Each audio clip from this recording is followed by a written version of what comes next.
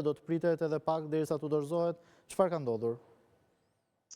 Jo, dje pas disa tensioneve që kanë pas familjarët në oborrin e spitalit me institucionet përkatëse, kanë refuzuar që të mirën trupat e familjarëve të tyre për t'ju bërë obduksioni, por me një marrëveshje mes tyre dhe prokurorisë e po ashtu institucione tjera në vend, janë binë që të bëhet obduksioni për këta persona dhe ma herët e kemi deklaratën e krye prokurorit të shtetit, i cili tregon se është konfirmuar që 59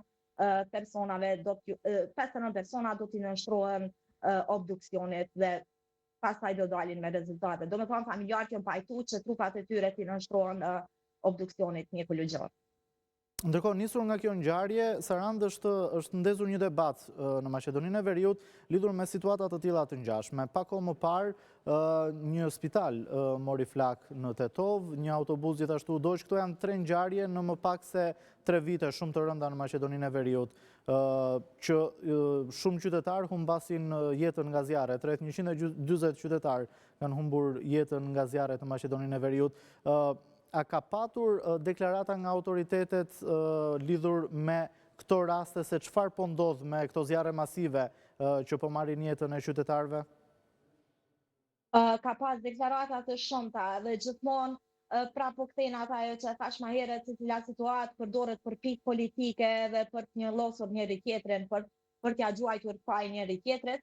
Fatkeqësisht kemi pas kogja shumë tragjedi të tilla dhe humbje jetësh, pikërisht nga zjarri, gjitha këto kanë qenë nga zjarri, edhe deri tash nuk kemi pas asnjë, si me thonë, dorëheqje morale, përveç sot që e bëri kryetari i Koçanit, edhe ai pas një heshtje 30 orësh edhe pas 30 orësh vendosi që të dalë dhe të jap dorëheqje përmes një komunikate, se as paraqitje publike nuk ka pas.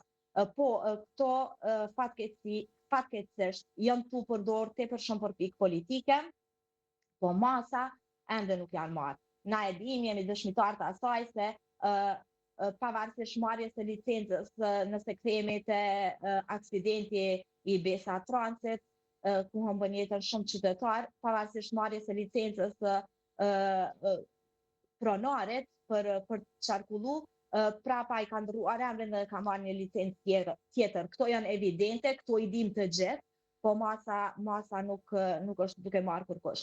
Patëm një deklaratë ministrit Mickovski, i cili u zotua se pasi që ai tash 8 muaj është në qeveri, ndryshimet do të bëhen edhe do të marrë masa rigoroze, ku për me citu direkt ata se që shtatë, se edhe njerëz do të çuditën edhe do të jenë vendime të cilat as në përmend se si kanë çu, se çfarë do të bëjmë ne tash. Do me thonë do të merr disa masa ma rigoroze se deri tani që janë marrë, po edhe kjo nuk e di, unë personalisht jam shumë skeptike në lidhje me këto, shpresoj shumë që do të mirën masa dhe tragjeditë të tilla mos na përcjellin më. A janë bërë publike identitetet e atyre që ndruan jetë dhe atyre që janë të plagosur? A ka patur shqiptar në mesin e të rinjve që kanë qenë pjesë e kësaj diskoteke, në mesin e viktimave?